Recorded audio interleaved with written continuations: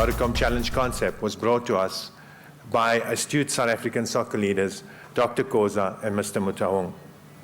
Little did we know as Vodacom that our decision to sponsor the event would change not only our lives, but those of millions of soccer-loving fans in our country and in the continent forever. Now, one of the most influential people who has assisted in making this tournament a success that it is today is Mr. Kaizer Motaung, the chairman of the Kaizer Chiefs Football Club. Ladies and gentlemen, please welcome Mr. Kaizer Motaung.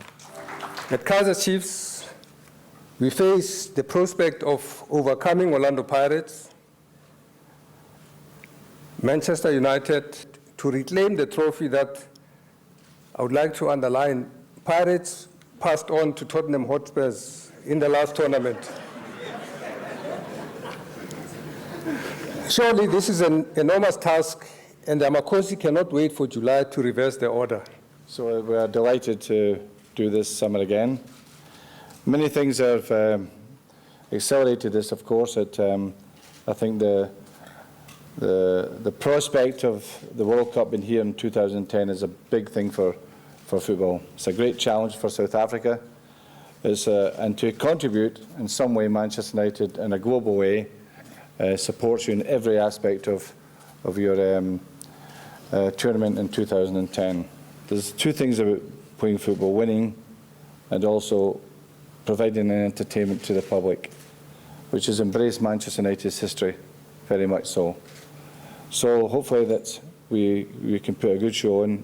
We hope it's a big success, and of course it has a great future, and we're happy to be part of that. So thank you, and I look forward to seeing you all in July. Thank you. With our partners Vodacom and the South African Football Association, we are resolutely marching towards the 2010 Soccer World Cup.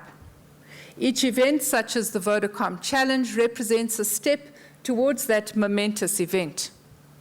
By being effectively managed, by drawing in enthusiastic crowds, and delivering entertaining soccer to the fans, they build confidence and sow the seeds for sustainable development outcomes well beyond the 2010 event. I want to ask you, with regard to fans and supporters, how do you rate South African fans versus English fans? Well, you know, something I was reading there just in the stats, which I found very impressive. In the stats for the Orlando Pirates and the Kaizer Chiefs, it's almost 50% female watching both teams. That's right. It's amazing. I don't think it's that stat in England. I think it's something like maybe 30% female and 70% adult, male.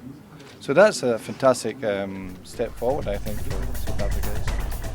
We do anticipate the Vodacom Challenge Cup staying in South Africa this year. Yeah, we definitely want to do that. That is our main aim, to make sure that it doesn't leave our shores, because but we do have a hurdle to go through, and that's Orlando Pirates. We have to beat them so that we can be able to fight to win the cup, to stay here. As chairman of the PSL and chairman of Orlando Pirates, what are your thoughts about the structure of the Vodacom Challenge now, with only 3 teams in the competition as opposed to 4 like it used to be? Yeah, I think it's important that the organizers, they must revisit the format, because there's a disadvantage for South African teams. And I think we did communicate, this message, to the organizers, and there is a possibility that, maybe, this season there might be a 4th team, introduced. Alex Ferguson, you're watching KC Web TV.